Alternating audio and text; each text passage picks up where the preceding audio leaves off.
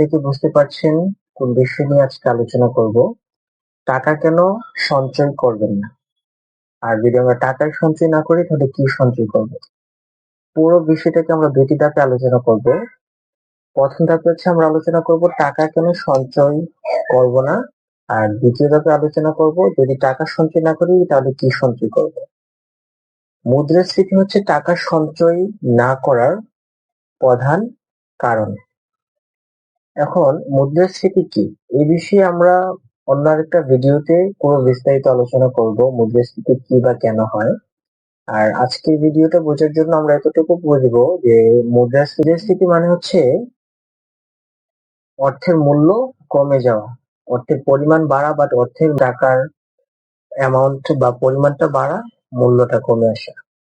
এখন এটা কিভাবে কাজ করে? ধরুন আপনার কাছে 100 টাকা আছে, আপনি আজকে 100 টাকা দিয়ে যে পরিমাণ পণ্য বা সেবা ক্রয় করতে পারছেন, ঠিক 1 বছর পরে যদি এই একই পরিমাণ পণ্য বা সেবা ক্রয় করতে 100 টাকার চেয়ে বেশি টাকা খরচ হয়, মনে করি 110 টাকা খরচ হয়, তখন আপনার যে এই অতিরিক্ত অর্থাৎ আপনাকে সময়ের ব্যবধানে একই পণ্য ক্রয় করতে আগের চেয়ে 10 টাকা বেশি খরচ করতে হচ্ছে। সুতরাং এই কারণেই মূলত হচ্ছে আমরা টাকা সঞ্চয় করব না। টাকা সঞ্চয় করলে কি হয়, মূল্যটা কমে যায়। কারণ আমরা আজকে 100 টাকা আমরা সঞ্চয় করছি, 1 বছর পরে যদি আমরা এই 100 টাকা খরচ করি, আজকে যে পরিমাণ পণ্য বা সেবা ক্রয় করতে পারবো, 1 বছর পরে তো সেই পরিমাণ ক্রয় করতে পারবো না, তার চেয়ে কম ক্রয় করতে হবে। সুতরাং এই জন্য টাকার মূল্যটা কমে যায়। আর এই কারণে হচ্ছে আমরা টাকা সঞ্চয় করব না। এখন অনেকে বলতে পারেন যে টাকা আমরা ব্যাংকে সঞ্চয় করলে তো ব্যাংক আমাদেরকে প্রফিট দিবে, বাট আপনাকে সাধারণত বাংলাদেশে 2 থেকে 5% প্রফিট দেওয়া হয় ব্যাংক থেকে, সুদ দেওয়া হয়। আর কিছু কিছু ব্যাংক তার চেয়ে কিছু বেশি দেয়।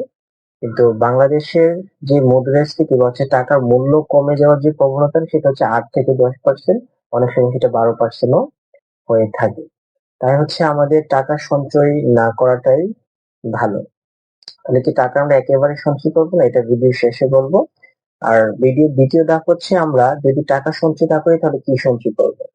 এটা হচ্ছে সবচেয়ে গুরুত্বপূর্ণ বিষয় যে আমরা টাকা সঞ্চয় না করলে কি সঞ্চয় করবো। তাহলে আমরা সঞ্চয় করব হচ্ছে প্রোডাক্টিভ অ্যাসেট যেগুলো আছে, প্রোডাক্টিভ অ্যাসেট গুলোর মধ্যে সবচেয়ে কার্যকরী যেটা হচ্ছে সেটা হচ্ছে আপনার জমি, বাড়ি, স্বর্ণ। তারপর হচ্ছে আপনি বিজনেসে সেটা ইনভেস্ট করতে পারেন। তাহলে আমাদের যে প্রোডাক্টিভ অ্যাসেট গুলো আছে, যেভাবে আমরা টাকাকে সঞ্চয় করব, সেটা হচ্ছে টাকার বিপরীতে কোনো প্রোডাক্টিভ অ্যাসেট ক্রয় করে রাখা। যেমন আজকে যদি আমরা এই 100 টাকা দিয়ে 100 গ্রাম স্বর্ণ কিনি, 1 বছর পরে যদি আমরা সেই স্বর্ণটা বিক্রি করি, তখন আমরা কিন্তু 100-র চেয়ে বেশি টাকা পাবো।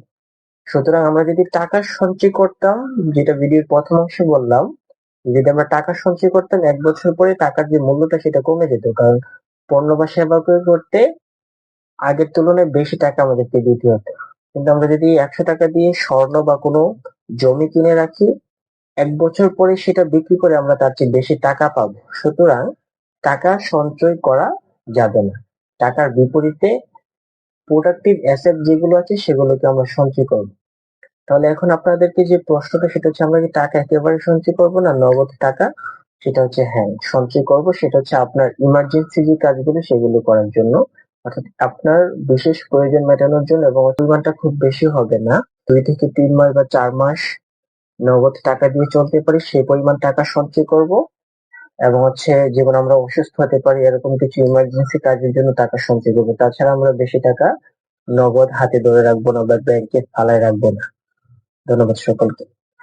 আমার এই ভিডিওটা যদি ভালো লাগে থাকে তাহলে আপনি ফলো করে দিবেন, আর যদি ইউটিউব থেকে দেখেন তাহলে সাবস্ক্রাইব করবেন।